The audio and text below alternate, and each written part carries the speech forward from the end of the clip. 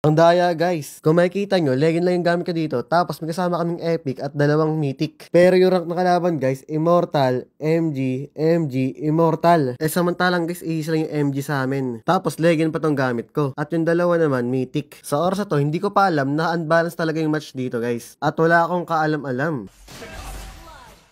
Mahirap to, ginugulo ko ng Diyos, di ako makapag-burn ng ayos.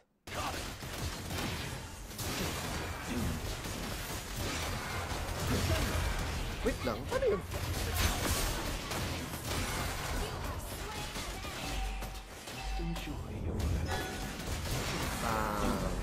At akala ko dito guys, manalo kami sa clash na to. Kasi nga diba 2-0 na ako. At akala ko din, hindi ganun kalakas ng kalaban guys.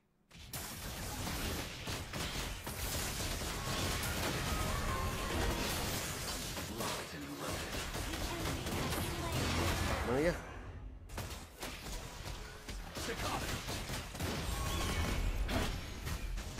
Pagtapos ng clash na to guys, medyo nalugi kami. Pero pagtapos ka, nakapatay naman ako ng dalawa sa bottom lane.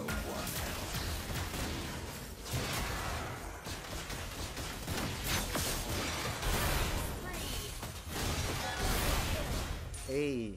Pagtapos ng lahat ng yon, di na ako naka-score guys. Sunod-sunod na yung patay ko dito. 5 sunod-sunod guys na puro patay. Tapos pinapasok-pasok na kami ng kalaban sa base. Kaya yun, dito na nagsimula yung paghihirap namin guys.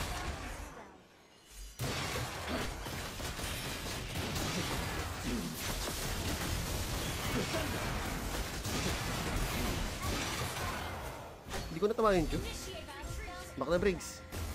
Taka lang yan, nakisa tayo. Ang kulat na yung Arlot, sobra. Ay, no.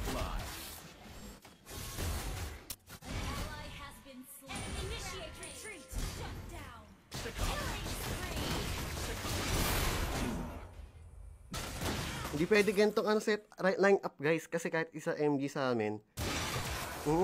Bali lahat na maging kalaban, puro MG. Okay ito.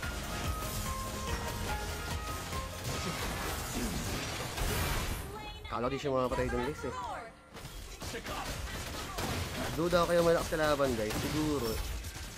Gusto ka natin kalaban. Kasi isa lang MG sa amin. Kahalar tayo. Sige, kaya yan.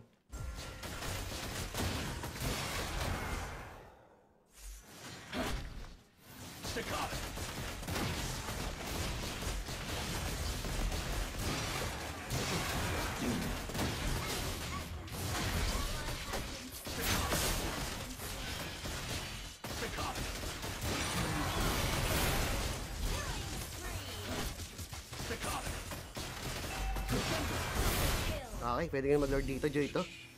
Ang problema, wala kaming retry.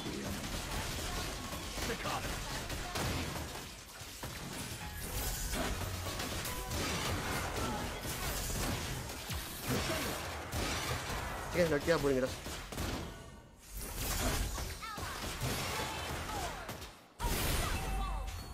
O, diba guys, comeback. Comeback is still talaga to.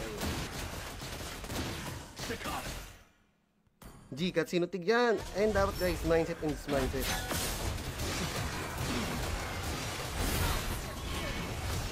Ako tinagit to. Sige, wala kang kampi ah. Okay, tapos to guys. Ako target ng Chu. Ang galing na kalaban guys, promise. Kaso Gringer kasi ganun eh.